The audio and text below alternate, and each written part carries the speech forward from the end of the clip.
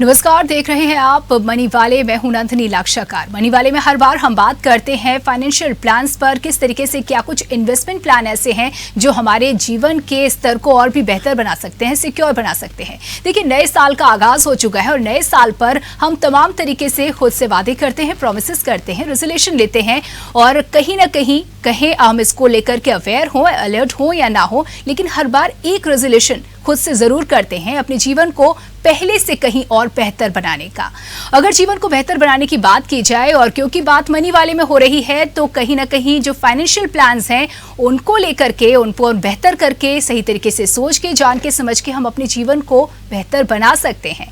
और इसमें मदद करेंगे हमेशा की तरह राजीव सिंह जी। राजीव जी, बहुत बहुत स्वागत है आपका। हमारे साथ फाइनेंस एक्सपर्ट राजीव सिंह जी मौजूद है और उनसे जानेंगे किस तरीके से, कौन से ऐसे प्लान्स हैं जिनकी मदद से हम अपने फ्यूचर को, अपने जीवन को बेहतर बना सकते हैं। तो राजीव सिंह जी, सबसे पहले हमारे दर्शकों को बताइए क्या ये पॉसिबल है, कुछ ऐसे रेजोल्यूशन, कुछ ऐसी आदतें जिससे हमारा जो अगला साल है, इसके बाद आगे का जो जीवन है वो बेहतर हो जाए, फाइनेंशियली स्ट्रांग हो जाए। जी, बिल्कुल बिल्कुल आपने सही कहा। और जैसे नया साल आ गया है और मैं नए साल के मौके पे अपने दर्शकों को सबसे पहले मैं कहना चाहता हूं कि सर्वे भवन्तु सुखिनः सर्वे भवन्तु धनिनः। इसी मंत्र को लेके हम आगे बढ़ रहे हैं। तो नॉर्मली देखा गया है कि जब नए साल की शुरुआत होती है तो हम बहुत सारे रिजोल्यूशन लेते हैं, अपने हेल्थ को लेके, अपनी नौकरी को लेके, अपनी पढ़ाई को लेके, अपनी बुरी आदतों को लेके कि हम ये सब छोड़ के हम नई चीजें अपनाएंगे। जी हाँ। लेकिन ये बहुत कम देखा गया है कि नए साल में हम अपने फाइनेंशियल प्लानिंग को लेके कुछ रेजोल्यूशन लेते हैं। तो लेकिन अब ये वक्त आ गया है कि नए साल में हम फाइनेंशियल प्लानिंग के लिए रेजोल्यूशन ले। तो रेजोल्यूशन लेने के लिए हमें क्या करना पड़ेगा? सबसे पहले हमें बचत की आदत डालनी होगी। तो हम पहले बचत करें और बचत को हम कहीं ना कहीं इसको निवेश करें। हाँ। तो इसी सब मुद्दों पे हम बात करेंगे कि वो कौन कौन से पॉइंट्स होते हैं जिसको अगर हम ध्यान में रखें तो हम एक नए साल को हम अच्छे से फाइनेंशियल प्लानिंग के साथ शुरू कर सकते हैं, बचत कर सकते हैं और उसको अच्छे जगह पे निवेश कर सकते हैं, जिससे कि हमारा जो फाइनेंशियल ईयर हो या आगे वाला भविष्य हो वो एक फाइनेंशियली सुरक्षित रहे। तो बेसिकली हम आज ये बात कर सकते हैं, समझ सकते हैं कौन कौन से ऐसे रेजोल्यूशन है जिससे हम फाइनेंशियली अपने फ्यूचर को, अपनी लाइफ को सिक्योर कर सकते हैं। तो सजेशन की अगर बात की जाए तो कौन कौन से ऐसे रेजोल्यूशन है जिनकी आप सलाह देंगे? देखिए, एक तो बहुत ही महत्वपूर्ण चीजें हैं। जो पहला स्टेप होता है कि हम किसी भी चीज के लिए बजट बनाएं। जी, बजट बनाएं और उसका पालन करें। तो बजट बनाने के लिए, फाइनेंशियल बजट बनाने के लिए एक बहुत ही प्रसिद्ध नियम है जिसको हम बोलते हैं 50, 30 और 20। अच्छा, मतलब आपकी जो आमदनी है उसका 50% हम अपनी डेली की जरूरतों पे खर्च करें। जो बिल्कुल जरूरी चीजें उस पे खर्च करनी होती हैं, जो हमारी नीड्स होती हैं। जो 30% जो होती हैं, जो हमारी वांट्स होती हैं, जो वांट्स जैसे कि हमें पिक्चर देखने जाना है, अच्छे कपड़े खरीदना है, वो बहुत जरूरी नहीं है, लेकिन वो हमारे वांट्स हैं। और 20% हमें अपने बचत को बढ़ाना चाहिए। मतलब 20% हमारी अपनी बचत होनी चाहिए और उस बचत को हमें निवेश करना चाहिए। तो नॉर्मली हमें ये देखा गया है कि हम क्या करते हैं कि जो हमारी आमदनी है, जैसे हमारी आमदनी अगर 100 रुपए है तो हम क्या करते हैं कि 50 रुपए पहले खर्चा कर देंगे, जो हमारी बिल्कुल जो अर्जेंट चीजें हैं, जो नीड्स होती हैं। उसके बाद 30 रुपए हमने अपने वांट्स पे खर्च कर दिए और जो निवेश का आता है, जो बचत का आता है, वो हम सबसे बाद में रखते हैं। लेकिन नए साल में मैं अपने दर्शकों को एक सलाह देना चाहूंगा कि इसको आप उल्टा कर दीजिए। अच्छा जी। आप पहले 20% निकाल लीजिए, जो आपकी बचत है पहले उसको निकाल लीजिए, फिर 30% वाले पे आइए, फिर 50% वाले पे जाइए। और दूसरा एक चीज ये भी है, देखिए जो नीड्स है, जो हमारे जो खान पान की चीजें हैं, या फिर जो दवाई हो गई, जो जिसके बिना चलना ही नहीं, जिसके बिना चलना, वो तो हमें करना ही करना है। लेकिन जैसा कि आप देख रहे हैं कि कोरोना काल में ओमिक्रॉन और सब चीजें बहुत तेजी से बढ़ रही हैं। हमने पहले भी देखा है कि बहुत सारे लोगों की नौकरियां चली गई, जिससे कि फाइनेंशियली लोग बहुत ही वीक हो गए। तो जो हमारी नीड्स है, वो नीड्स को तो हमें करना ही करना है और बचत हमें करना ही करना है। और अगर हम बचत को थोड़ा बढ़ा सकते हैं तो हमने वांट से, देखिए जो चीजें जरूरी हैं वो तो हमें बिल्कुल करना ही करना है। लेकिन हमें अगर मान लीजिए मूवी देखने जाना है, वो हमारी वांट्स है, तो क्या जरूरी है जाना हमारा कि हम इसको टाल सकते हैं या कुछ दिन को रोक सकते हैं? तो अगर हम वहां पे कुछ कटौती कर सकते हैं तो हम अपने निवेश वाली जो पोर्शन है, जो 20% है, हम उसको बढ़ा के, उस बचत को बढ़ा के और निवेश को हम आगे बढ़ा सकते हैं। जी, तो इस तरीके से बारीकी से सोचते हुए ये चीजें की जा सकती हैं। 50-30-20 को आपने 20-30-50 करने का एक सजेशन दिया है और इसका पालन करने के लिए कहा है, और हमें उम्मीद है कि दर्शकों को ना सिर्फ ये पसंद आया होगा बल्कि वो इसका पालन भी करेंगे, करके देखेंगे तो फायदे में ही रहेंगे। अगला रेजोल्यूशन क्या बताएंगे? देखिए, अगला रेजोल्यूशन ये है कि एक तो यह है कि निवेश की आदत डालें, मतलब निवेश की शुरुआत करें। जो भी इन्वेस्टमेंट, जो भी आप बचत कर रहे हैं 20% का, उसको शुरू करें इन्वेस्ट करना। और एक लाइन बोलूंगा मैं लोगों को कि स्टार्ट अर्ली और इन्वेस्ट रेगुलरली, मतलब निवेश की शुरुआत जल्दी करें और इसको बनाए रखे, मतलब लंबे अवधि के लिए बनाए रखे। इससे क्या फायदा होगा? देखिए, खाली आप बचत करके आप पैसे बहुत ज्यादा नहीं कमा सकते। जी जी। क्योंकि उस पैसा को आप सही जगह पे इन्वेस्ट करेंगे, निवेश करेंगे, तो क्या होगा कि उसमें आपकी बढ़ोतरी होगी। लंबे टाइम के लिए करेंगे तो एक बड़ा आपका वेल्थ क्रिएशन होगा, एक बहुत बड़ी कैपिटल, जो आपने एक लक्ष्य बना रखा होगा, उसके लिए एक बहुत बड़ा कैपिटल क्रिएट होगा, वेल्थ क्रिएशन होगा। और आगे चल के उसको आपके बहुत सारी चीजों पे, जहां पे जो भी आपका लक्ष्य है, जैसे बच्चों की शादी है या आपके भविष्य के लिए जो भी आपने लक्ष्य निर्धारित कर रखे हैं, वहां पे आपको इसमें बहुत सारे फायदे मिलने वाले हैं। और एक चीज मैं आपको और बता दूं, अगर आप निवेश जैसे जल्दी करते हैं और आप एक रिजोल्यूशन के साथ, आप एक मतलब उसको क्या बोलते हैं कि हम एक व्यवस्थित रूप से उसको करते हैं, तो आपको मतलब उसके अच्छे रिटर्न्स मिलने के बहुत ज्यादा फायदे होते हैं। नहीं तो क्या करते हैं, अगर हम प्लानिंग के साथ नहीं करेंगे तो एकाएक जल्दीबाजी में हो सकता है कि कहीं पे हमने ऐसी जगह पे इन्वेस्ट कर दिया जहां पे आपको रिटर्न बहुत कम मिल रहा है, या फिर गलत जगह पे आपने इन्वेस्ट कर दिया। जी जी, तो बिल्कुल आपको निवेश भी करना है, जल्दी करना है, और इसके साथ में जो सलाह है आपकी कि रेगुलरली आपको इस पर ध्यान देना है और इन्वेस्टमेंट जो है वो आपका रेगुलर हो, इस पर ध्यान देने की जरूरत है। अगला क्या आप रेजोल्यूशन बताएंगे? देखिए, एक तो मैं लोगों को एक बहुत ही अच्छी सलाह दे रहा हूं, यह जो रिजोल्यूशन है वो आपको मानना चाहिए कि जो भी आपके पास कर्ज हैं, अपने कर्ज में कमी करें। जो भी आपके पास लोन्स है, वो लोन्स कई सारे हो सकते हैं, क्रेडिट कार्ड के लोन हो सकते हैं या फिर होम लोन हो सकते हैं, बहुत सारी चीजें हो सकती हैं। एक आजकल के युवाओं में बहुत ज्यादा एक ट्रेंड चल रहा है कि बाय नाउ और पे लेटर। बहुत सारी ई कॉमर्स कंपनियां क्या करती हैं कि बोलती हैं ठीक है, आपके पास पैसा नहीं है, मैं आपको ये ऑफर, हम आपको ऑफर ये दे रहे हैं कि अभी आप खरीद लो, आप आगे इसको अगले महीने पे कर देना। तो इन सब चीजों से हमें बचना चाहिए। अगर बहुत जरूरी नहीं है तो हमें बाई नाउ और पे लेटर को टालना चाहिए, जहां तक हम टाल सके। आपके पास अगर नकदी है तो बिल्कुल खरीदे। इसमें देखिए, इसमें क्या होता है कि बाई नाउ और पे लेटर में क्या होता है कि हमें अभी तो कुछ पैसा देना नहीं है जी। तो अगर हमारी जो मतलब एक प्लानिंग है कि हमें 10,000 रुपए, या फिर हमारा जो बजट है, कोई चीज हमें 10,000 रुपए उस पर एक्सपेंस करना है या उस पर खर्चा करना है, या कोई 10,000 रुपए एक चीज हमें खरीदनी है। अब जब हमें ये ऑप्शन आ जाता है कि अरे अभी तो पैसा देना नहीं है, तो 10 के बदले हम 15 का ले लेते हैं जी। और फिर बाद में कंपनी क्या ऑफर करती है, अगर आप 15 एक साथ नहीं दे सकते तो आप इसको क्या करो, ईएमआई में कर दो। अभी आप जैसे वो ईएमआई में कन्वर्ट होगा, आपके ऊपर उसका इंटरेस्ट लगना शुरू हो जाएगा। और क्या होगा कि अब देखिए, आप इंटरेस्ट कम दे रहे हैं या आप ज्यादा दे रहे हैं। एक तो आपने जो भी आपके बजट के से ज्यादा आपने बियॉन्ड बजट के जाके आपने खरीदारी कर ली, पहली गलती यहाँ करी। उसके बाद फिर क्या, आपने उस पर इंटरेस्ट देना शुरू कर दिया, तो आपका क्या होगा, वहां पे बजट बिगड़ जाएगा। तो ये हमारी सलाह है कि इन सब चीजों से जितना बच सकते हैं उतना हमें बचना चाहिए। तो बाय नाउ और पे लेटर से बचें, ये हो गई अगली बात। और इसके आगे क्या? जी देखिए, इसके आगे एक चीज मैं और कहूंगा कि आप आर्थिक रूप से साक्षर बनिए। अगर आपको कोई भी ये बोल रहा है कि आप एक ऐसे, मैं आपको एक इंस्ट्रूमेंट बता रहा हूं जहां पे आप निवेश करिए, तो क्या वो निवेश आपके लिए है कि नहीं है? क्योंकि मार्केट में देखिए क्या है कि बहुत सारे लोग हैं जो आपको निवेश के लिए सलाह देते हैं। तो उसमें दो तरह के लोग होते हैं। एक तो क्या होते हैं, सेल्स एजेंट होते हैं। तो सेल्स एजेंट को क्या है कि वो कोई भी एक स्कीम है, उसको बेचने के बदले उसको कंपनी की तरफ से फायदा मिल रहा है। दूसरे क्या होते हैं, आर्थिक सलाहकार होते हैं। वो क्या होता है कि आपकी इनकम, आपके एक्सपेंडिचर, आपके भविष्य की जो भी आपके लक्ष्य हैं या फिर अभी के जो आपके खर्चे हैं, उसके हिसाब से वो आपको प्लानिंग करके देता है कि आपको यहाँ इतना पैसा बच रहा है तो आपको यहाँ पे निवेश करना चाहिए, या फिर आपके जीवन के लक्ष्य क्या हैं। शादी है, आपकी बेटी की शादी है तो बेटी की शादी के लिए आप यहाँ पे इन्वेस्टमेंट करिए। आपका एक 10 साल का टेन्योर है इन्वेस्टमेंट का, 15 साल क्या उसका होराइजन हो सकता है, उसके हिसाब से आपको इन्वेस्ट करना चाहिए। तो इसलिए तो आप क्या रहेंगे कि जब आप आर्थिक रूप से साक्षर होंगे, मतलब आप इन सब चीजों को समझेंगे कि क्या आपके लिए ये सही है कि नहीं है। ठीक है, आप सलाह ले रहे हैं, अच्छी बात है, लेकिन आपको वो चीजें समझ में आनी चाहिए।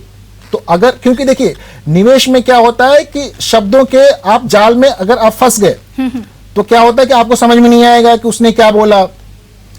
तो इन सब शब्दों के जाल को समझने के लिए आपको आर्थिक रूप से साक्षर बनना पड़ेगा। आर्थिक रूप से साक्षर बनने के देखिए आप बहुत सारे माध्यम है, इंटरनेट का माध्यम है, टीवी शो आते हैं, जैसे हमारा शो है, हमारा भी एक उद्देश्य यही है करने का। तो बहुत सारे मार्केट में बुक्स अवेलेबल हैं, तो आप वहां से जाके चीजों को लेके आप आर्थिक रूप से साक्षर बन सकते हैं। शुरुआत करें, मतलब पहला कदम उठाएं। जब आप पहला कदम उठाएंगे, जब इसके बारे में आप सोचना शुरू करेंगे, तभी दूसरा कदम उठेगा। तो ये मैं सबसे बिल्कुल मेरी ये आग्रह है, सलाह है, जो भी आप इसको समझे कि आप आर्थिक रूप से साक्षर बनिए। ये आपको आपका वेल्थ क्रिएशन में, आप जो पैसा आप बचा रहे हैं उसको निवेश करने में और उसमें भविष्य में उसमें अच्छे रिटर्न्स हो, मतलब आपका रिटर्न्स जो है या फिर आपका कैपिटल मल्टीप्लाई हो, इसमें आपसे इसको बहुत आपको हेल्प मिलने वाला है। बिल्कुल, यानी कि आपको खुद को जानना बहुत जरूरी है इन्वेस्टमेंट से पहले, क्योंकि इन्वेस्ट अगर आपको करना है तो बेसिक नॉलेज तो होनी ही चाहिए। इसके आगे देखिए, इसके आगे एक चीज मैं आपको और बताता हूं। एक तो हो गया है कि आप, ठीक है, आप पैसा बचत कर रहे हैं, आप निवेश कर रहे हैं, ठीक है, लेकिन निवेश करने के बाद आप इसको भूलें मत।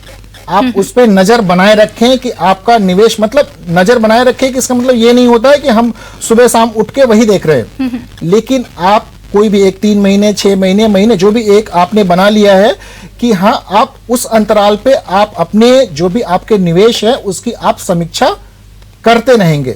उससे आपको क्या होगा, क्या फायदा होने वाला है। एक तो यह है कि आपने कहां क्या निवेश किया है, आप पे सबकी पे उस पर नजर हो गई कि हाँ यहाँ पे आपको एक नजर में आपको सब कुछ दिख गया। दूसरा क्या है कि कोई जरूरी नहीं है कि हमने 4 चीजों में निवेश किया है तो सबसे हमें अच्छे रिटर्न्स ही मिल रहे हैं। ये सारे अच्छे हो सकता है कि जिस दिन आपने निवेश किया था उस दिन के हिसाब से वो इंस्ट्रूमेंट अच्छा था, वो निवेश का ऑप्शन आपके लिए अच्छा था, लेकिन आज उससे साल 2 साल या कुछ महीने बाद हो सकता है कि वहां पे वो अच्छे रिटर्न्स ना आए हों, या मार्केट में दूसरी जो न्यूज हो गई या और किसी भी रीजन से उसके रिटर्न्स अच्छे ना आ रहे हों। तो आप क्या कर सकते हैं कि उसको वहां से पैसे विड्रॉ करके, वहां से पैसे निकाल करके आप इसको कहीं और अच्छी जगह पे निवेश कर सकते हैं जहां से आपको अच्छे रिटर्न्स मिल सकते हैं। तो आप तो निवेश तो करते ही करते हैं, निवेश के अलावा आपको इसके ऊपर ध्यान रखना होगा, इस पर नजर भी रखनी होगी। मतलब मेरा कहना है कि निवेश करें, निवेश करके उसको भूले नहीं, उस पर नजर बनाए रखें और उसमें देखते रहें कि आपको क्या अप्रिसिएशन हो रहा है और नहीं हो रहा है। हाँ, लेकिन मैं एक चीज और बोलूंगा कि इसको सुबह शाम ना देखें। अगर सुबह शाम देखेंगे तो फिर आप तकलीफ में, आप स्ट्रेस में आ जाएंगे। एक अंतराल बना लीजिए कि हर तिमाही आप देखेंगे, हर छमाही देखेंगे और उसके हिसाब से उस पर नजर बनाए रखने का मतलब सुबह शाम देखना नहीं है, बल्कि व्यवहारिक तौर पर समय समय पर उस पर नजर बनाए रखना है, जानकारी रखना है। अगली, अगर देखिए 4 आपने ऐसी सलाहें दी हैं और ऐसे कि हमें रेजोल्यूशन लेते वक्त हमें सलाह मिली है कि कौन से रेजोल्यूशन हमारे लिए सही है और लिए जा सकते हैं, अन्य वर्ग को ध्यान में रखते हुए क्या बताएंगे? देखिए, और मैं एक और इसमें ऐड करना चाहता हूं कि देखिए, एक तो क्या है कि हमने कहा कि आप खुद भी वो मतलब आर्थिक रूप से साक्षर बनिए। एक चीज मैं और आपको बोलता हूं कि चीजें यहां आजकल बहुत तेजी से बदल रही हैं, टेक्नोलॉजी का जमाना आ गया, ठीक है, तो आप अपने ऊपर भी निवेश करिए। अपने ऊपर निवेश का मतलब ये हो गया कि आप अपने स्किल्स को डेवलप करिए, आप अपने स्किल्स को अपग्रेड करिए। क्योंकि देखिए, हिस्ट्री में देखा गया है कि बहुत सारी चीजें हैं, कई सारी कंपनियां जो वेल नोन कंपनियां हैं, उन्होंने क्या हुआ है कि समय के साथ अगर अपने आप को नहीं बदला तो मार्केट से आउट हो गए। बिल्कुल, मैं आपको एक बहुत बड़े एग्जांपल देता हूं। आप सबने सुना होगा मोबाइल कंपनी नोकिया का नाम।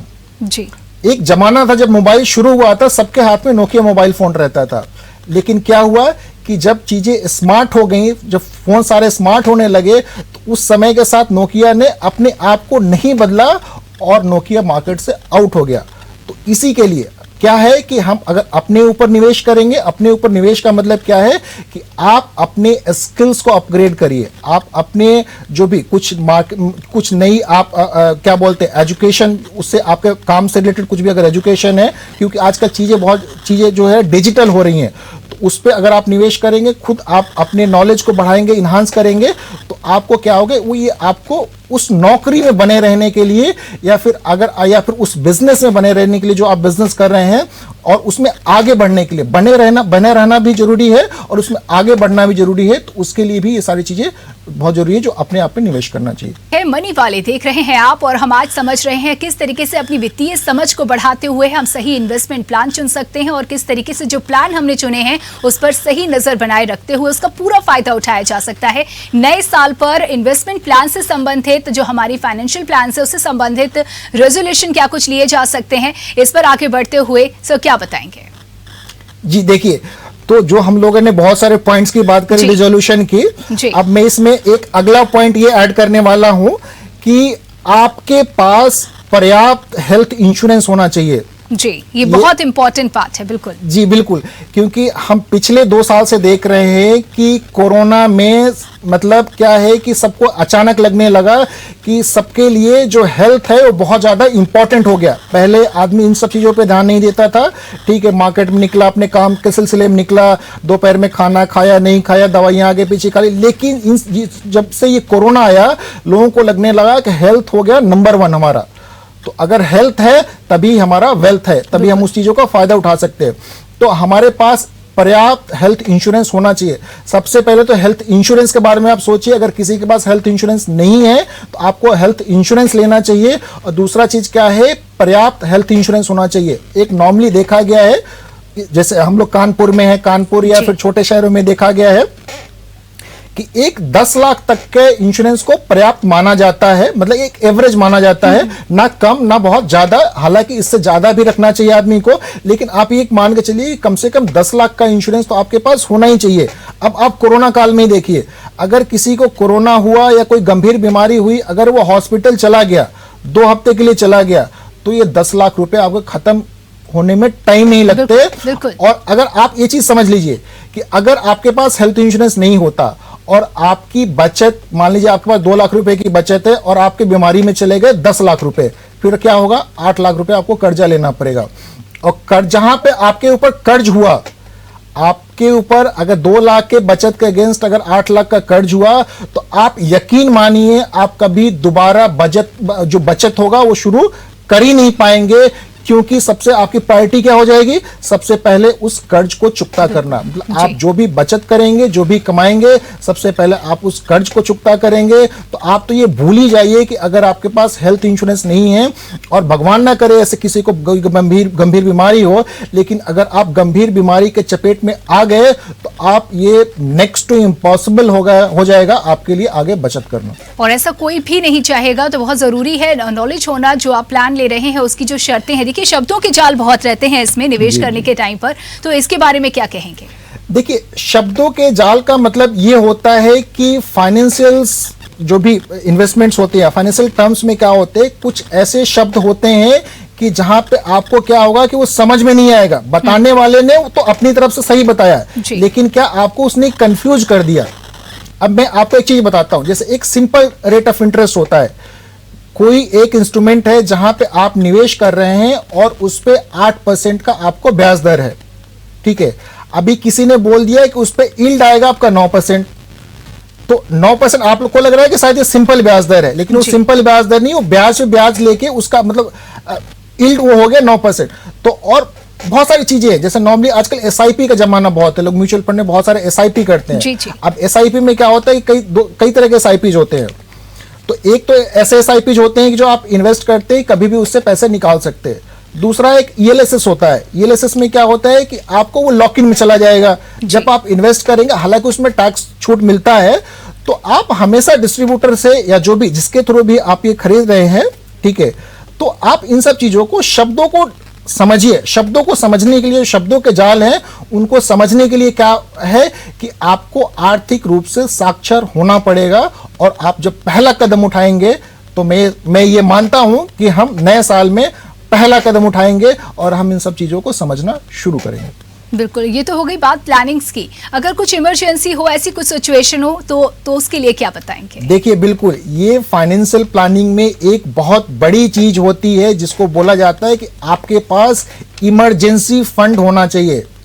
इमरजेंसी फंड मैं आपको एग्जाम्पल के रूप में समझाता हूं। कोरोना अभी चल रहा है या पिछले 2 साल पहले आया जी। कोरोना काल में बहुत सारे लोगों की नौकरियां चली गई, कंपनियां बंद हो गई, बहुत सारे लोग बेरोजगार हो गए।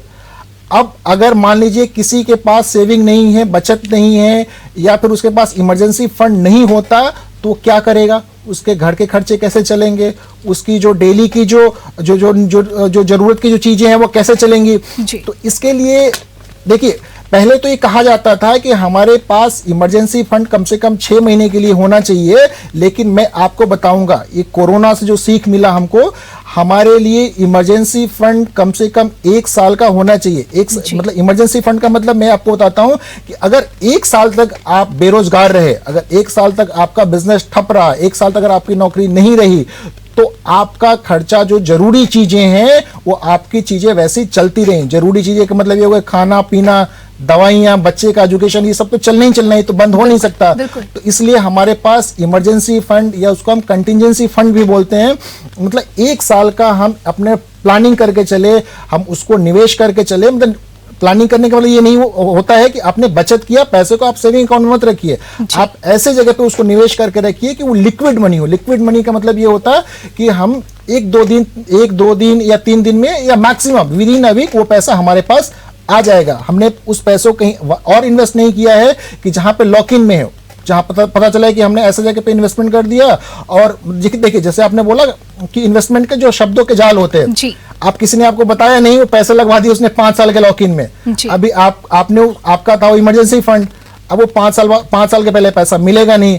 अगर वो मिलेगा भी तो क्या होगा कि उसमें बहुत सारे पैसे आपके कट के मिलेंगे। तो आपने पैसा निवेश किया था कि आपको बढ़ के मिल रहे हैं कट के।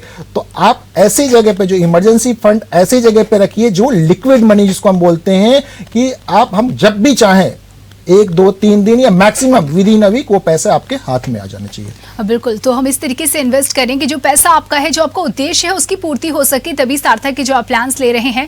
देखिए, आपने जिक्र किया 1 साल का करीब हमारे पास इमरजेंसी फंड होना चाहिए इस तरीके से। लेकिन अगर महंगाई की बात की जाए, आज कुछ है, हालात कुछ हैं, आने वाले समय में क्या कुछ स्थितियां हो सकती हैं, तो ऐसे में क्या सलाह देंगे? देखिए, ये आपने बहुत ही इंपॉर्टेंट पॉइंट उठाया है कि हम जब निवेश करते हैं तो महंगाई को ध्यान में रख के करें। अब मैं आपको एक बहुत ही सरल तरीके से समझा रहा हूं आपको। जो चीज मार्केट में जाके आज हम 100 रुपए के खरीद रहे हैं, वो अगले साल हो सकता है कि 110 रुपए का हो जाए। जी, करेक्ट है? बिल्कुल। अब आपने जो पैसा निवेश किया, आपने 100 रुपए निवेश किया और उस पर 6% का ब्याज दर मिल रहा है।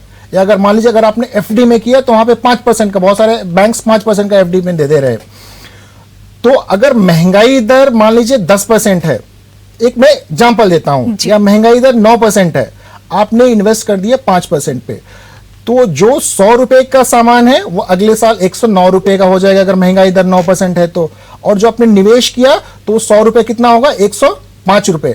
मतलब जो आपके जो रुपए की वैल्यू है वो कम हो गई। मतलब आपने जो निवेश किया है वो आपका निवेश घाटे का है, क्योंकि आपने 100 रुपए निवेश किया तो वो 105 रुपए हुआ, और 100 रुपए की चीज हो गई 109 रुपए। तो आप उस 100 रुपए से अगले साल 109 रुपए की चीज नहीं खरीद सकते। तो हमेशा निवेश करते टाइम पे यह ध्यान रखें कि आप जो महंगाई चल रही, जो महंगाई दर है, महंगाई मतलब इन्फ्लेशन को अगर आपका इन्वेस्टमेंट बीट कर सकता है तभी आप पैसा वहां पे बना रहे हैं, कमा रहे हैं। नहीं तो क्या हो रहा है, एक्चुअल में आपका रिटर्न निगेटिव है। मतलब अगर हमने 100 का हमारा 105 हुआ, महंगाई दर 9% है, 109 रुपए होगा, तो एक्चुअल में हमने 4 रुपए गंवाया है, ना कि वहां पे कमाया है। बिल्कुल।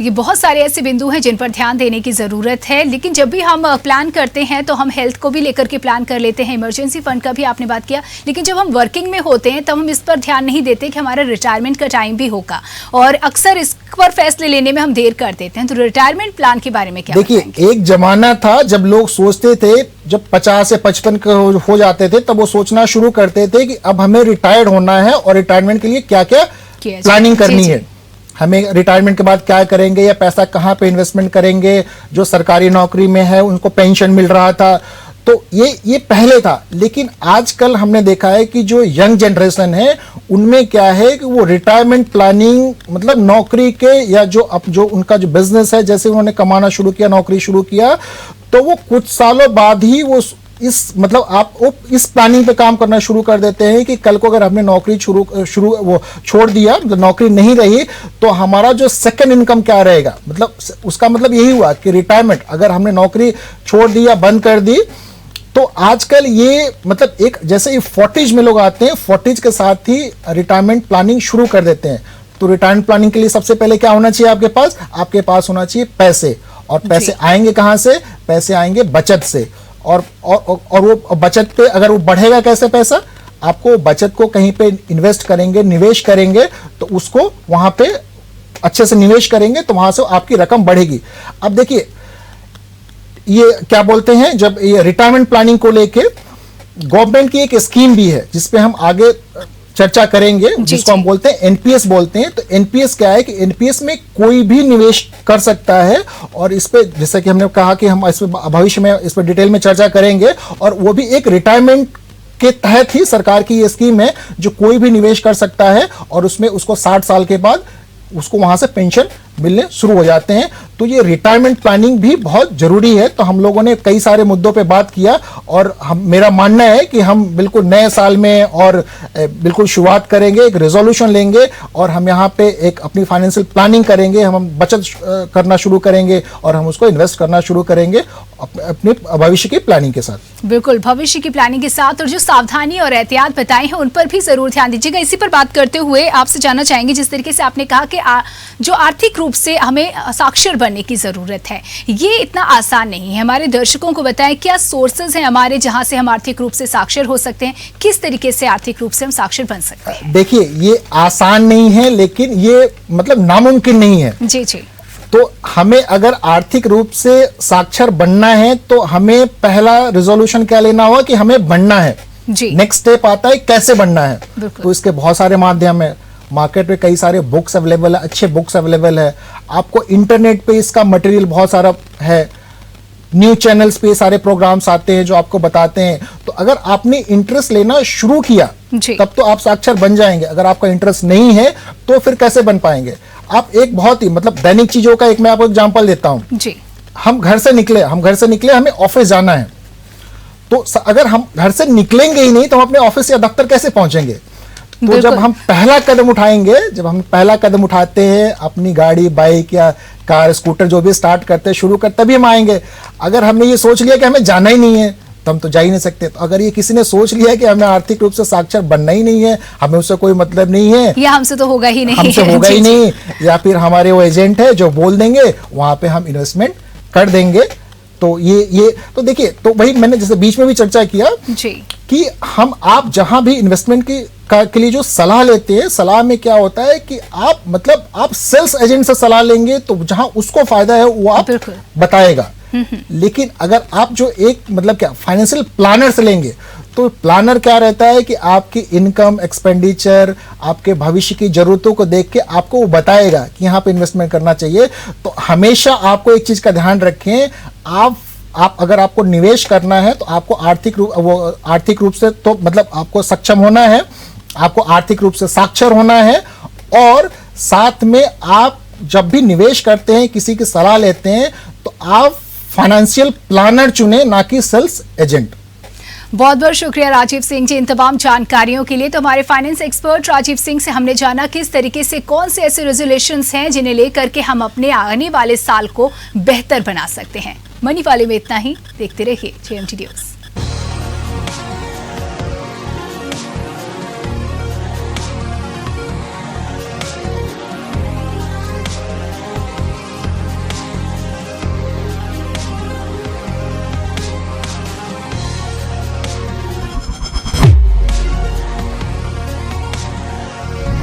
अगर आपको हमारा वीडियो पसंद आया हो तो हमें लाइक करें, सब्सक्राइब करें और ज्यादा से ज्यादा शेयर करें और हाँ, बेल आइकॉन दबाना ना भूलें ताकि हर खबर का अपडेट आप तक पहुंचे तुरंत।